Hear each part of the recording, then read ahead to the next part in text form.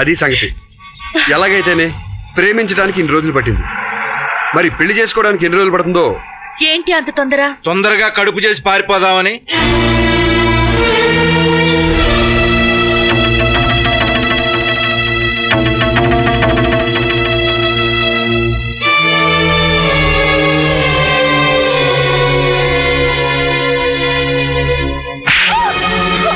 ఎవరా నువ్వు? మా నాన్న. అమ్మా నాన్న చచ్చారనే కదా ఇలా బజార్ను పడ్డావు. పార్ట్ టైం ఉద్యోగం చేస్తున్నానని చెప్పి వీడితో ఫుల్ టైం తిరుగుతున్నావు అన్నమాట. లేదండి, మీ ఇద్దరు ప్రేమించుకో.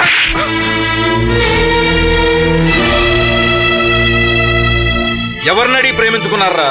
నేను వద్దంటే నా కూతుర్ని లేపుపోదాం అనుకున్నావా, లేక మమ్మల్ని లేపేద్దాం అనుకున్నావా? నా కూతురు లాంటి వాళ్ళు ఇంకా ఎంతమందిని మెయింటైన్ చేస్తున్నావురా? కూతురు మీద ప్రేమతో మీకు కోపం రావడం సహజమే కానండి. మా వాడే మోసగాడు కదండి. పెళ్లి చేసుకుందామనే మీ అమ్మాయిని ప్రేమించాడు. పెళ్ళా? అవునండి. ఎవడిస్తాడనుకున్నాడు? ఏం చూసిస్తారనుకున్నారు? ఇవ్వకూడదనుకున్న లక్షణాలు ఏవి మా వాడి దగ్గర లేవండి. కాళ్ళు, చేతులు, ముక్కు, మొహం అన్ని బ్రహ్మాండంగా ఉన్నాయి. మా గొడ్లపాకలో దున్నపోతు కూడా ఉన్నాయి ఇవన్నీ. దున్నపోతు మా వాళ్ళ ఉద్యోగం చేయదు కదండి. అదేమన్నా కలెక్టర్ ఉద్యోగమా? బోడి హోటల్లో బిల్లులు రాసుకునే ఉద్యోగం. అది ఊడిందనుకో, నా కూతురు పస్తులుండాలి. రేపే కాలో చేయో పడిపోతే నా కూతురు రోడ్డు మీద అడుక్కు తినాలి. ఎకరం పొలం లేదు, రూపాయి బ్యాంక్ బ్యాలెన్స్ లేదు. ఏం పెట్టి పోషిస్తాడండి రేపు పెళ్ళైతే? అమ్మ అబ్బాయి ఎవరో తెలియదు, ఏ కులంలో పుట్టాడో తెలియదు, ఏ గోత్రపుడో తెలియదు. చివరికి సంతలో ఎద్దురు కొనేటప్పుడు కూడా దానికి సుళ్ళున్నాయో లేవో చూసుకుంటాం. అలాంటిది ఇతడికి ఏం చూసినా బిడ్డనిచ్చి పెళ్లి చేయమంటావయ్యా? నా కూతురికి 10 లక్షలు కట్నం ఇస్తా. నేను 10 ఇచ్చేటప్పుడు నాకు వచ్చే అల్లుడికి 25 లక్షలు ఉండాలి. ఆ 25 లక్షలు ఈయన గారి దగ్గర చూపించమను. నా కూతురు వెంటనే ఇచ్చి పెళ్లి చేస్తా.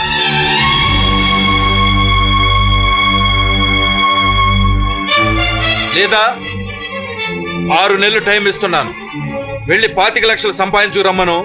అప్పుడు నేనే కాదు, మా ఊరంతా నీ ఫ్రెండ్ కాళ్ళుగడి కన్యాదానం చేస్తాను.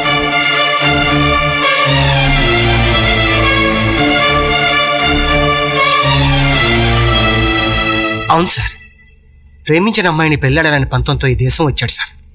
మహాలక్ష్మికి మోడర్న్ కన్యాశుల్కం కింద 25 లక్షలు ఇవ్వాలన్న ఎయిమ్తో మీ హోటల్లో చేరాడు సార్. Best of luck. నీ ఆనెస్టీకి మెచ్చి నీకు ప్రమోషన్ ఇస్తున్నాను. Thank you sir. అమ్మా సోనీ, అడ్వాన్స్గా మ్యారేజ్ విషయం చెప్పా.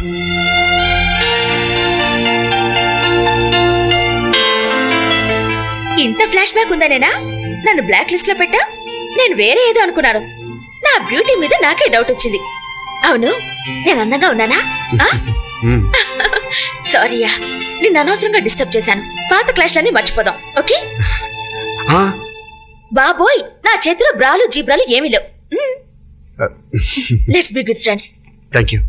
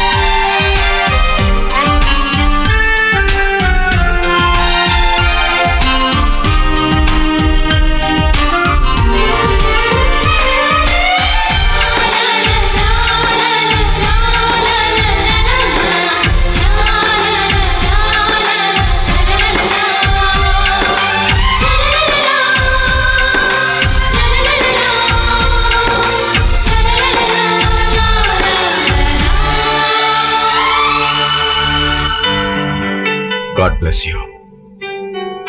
నిన్ను అల్లుడిగా పొందలేకపోయానన్న బాధ కన్నా ఒక మంచి విశ్వాసపాత్రుని పోగొట్టుకుంటున్నానన్న బాధ ఎక్కువగా ఉంది. Anyway, God bless you. Thank you sir. ఇదిగో, నీ పెళ్లికి మాత్రం తప్పకుండా పిలవాలి. నేను, పాప, మా ఆవిడ ముగ్గురు వస్తాం. షూర్ సార్, బయలుదేరుతాను. Happy journey. Thank you sir, వస్తానండి. మంచిది. బయలుదేరుతాను.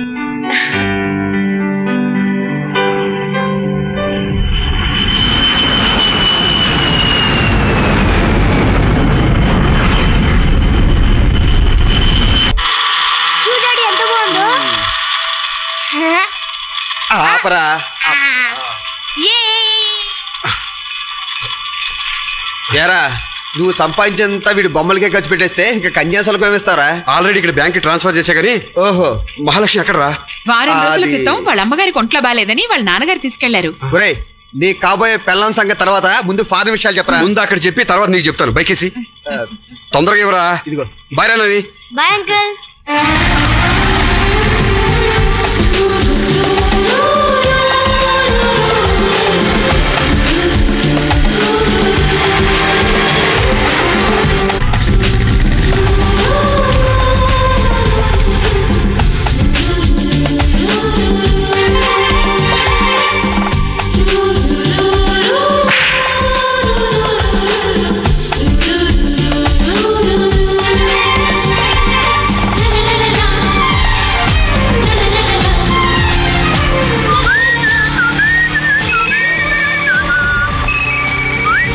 హలో. నేను మహాలక్ష్మిని. హాయ్ మహాలక్ష్మి.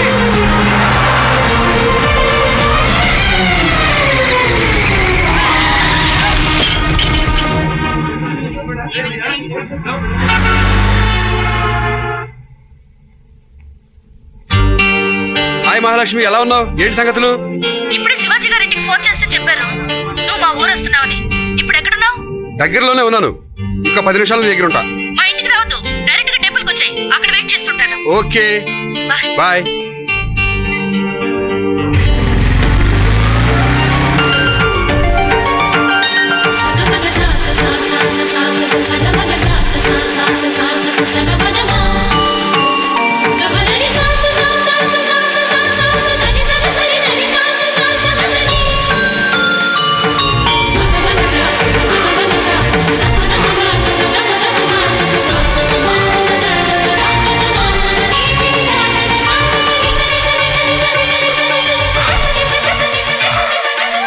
అమ్మా, నీ పవరో నా లవ్ పవరో తెలియదు కానీ అనుకుంది సాధించి సక్సెస్ అయ్యాను.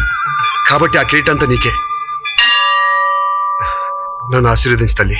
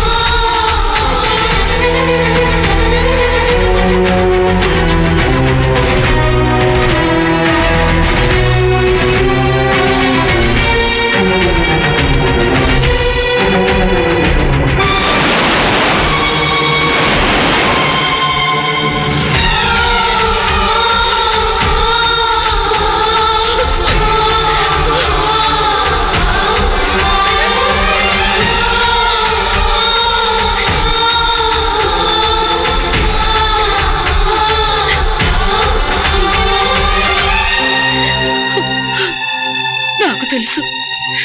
నాకు భర్త నవ్వుదామన్న ఆశతో వచ్చి నన్ను మరొకరి భారీగా ఊహించుండవు. మనం మోసపోయాం వంశీ. నీకంటే ఎక్కువగా నేను నా కన్న వాళ్ళ మాటలకు మోసపోయాను. నువ్వు 6 రోజుల్లో వస్తావనగా మా నాన్న నా దగ్గరికి వచ్చాడు. మా అమ్మ ఒంట్లో బాగోలేదని నన్ను చూడాలంటుందని ఊరికి తీసుకెళ్ళాడు నన్ను. రామ్మా దిగు, జాగ్రత్త.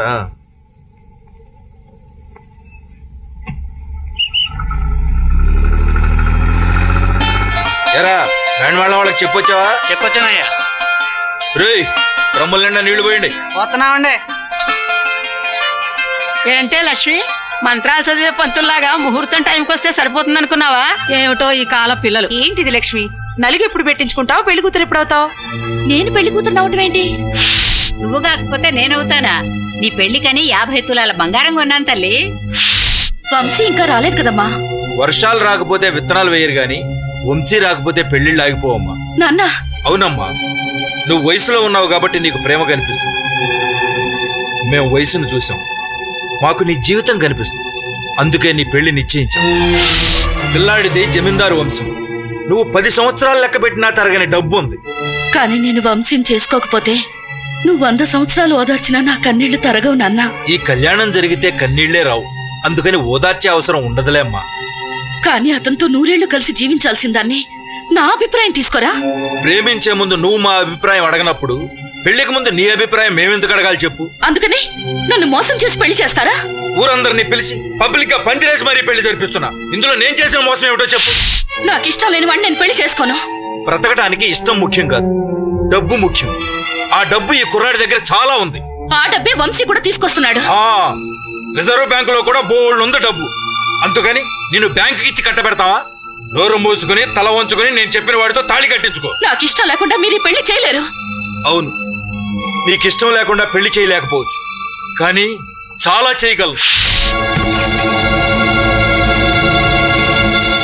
ఏమిటయ్యా ఇది?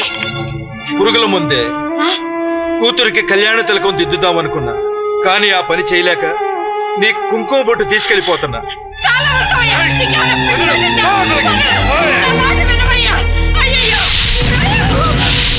నా బిడ్డను పెళ్లి పేట్ల మీద చూద్దాం అనుకున్నా, కనీసం దాన్నైనా నన్ను పాడి మీద చూడమని చెప్పు.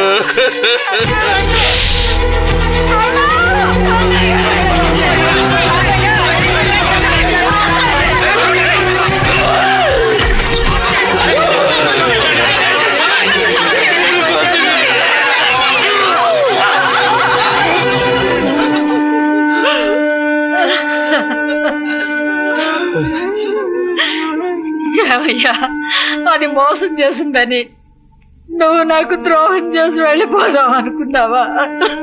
ఇంటి పేరు లేనోడు కన్నా ఇంటి పరువు లేనోడు బతకటం దండగే. నీ తాళి కోసం తల్లి తాళి తెంపడానికి సిద్ధపడ్డా అసలు ఆడదానివేనా? ఇంకా నయం, ఇంకొంచెం ఆలస్యం ఏంటే గుమ్మంలో పెట్టాల్సిన దీపం ఈయన తల దగ్గర పెట్టాల్సి వచ్చేది. పరాయి వాళ్ళవైనా మాకే ఇంత బాధగా ఉందే. పేగు తెంచుకు పుట్టావు, నీకు ఆ మాత్రం జాలి కూడా లేదటమ్మా. ఇంకా ఏమీ పట్టనట్టు నిలబడ్డావే? మీ ఇష్ట ప్రకారమే చేసుకుంటాను.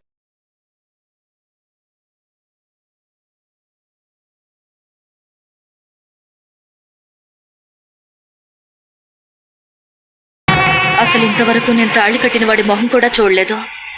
వాడి పేరేంటో వాడెవడో కూడా తెలీదు. అతనితో వేసిన 7 అడుగులు అతని నుంచి విడాకుల కోసం నేను ఎక్కిన కోర్టు మెట్లనుకుంటాను.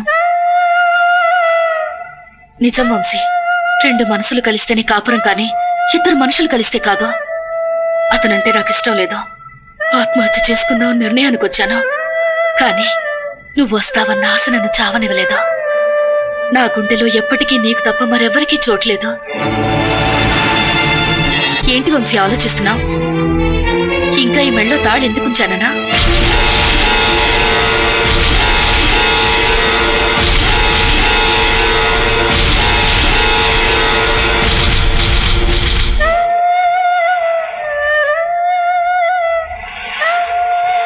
నువ్వు నా మెళ్ళో మొదటి ముడి వేయడం, ఈ తాళి చివరి ముడి తీయడం ఒకేసారి జరగాలి.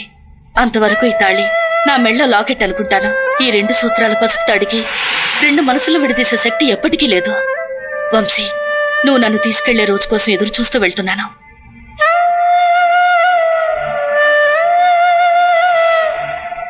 లక్ష్మణ రేఖ దాటిన సీతకి రాముడొచ్చి కాపాడతాడన్న నమ్మకం ఉందో లేదో నాకు తెలియదు గాని ప్రేమ కోసం సాంప్రదాయాల రేఖ దాటుతున్న నాకు నువ్వు అండగా నిలబడతావన్న నమ్మకం నాకుంది.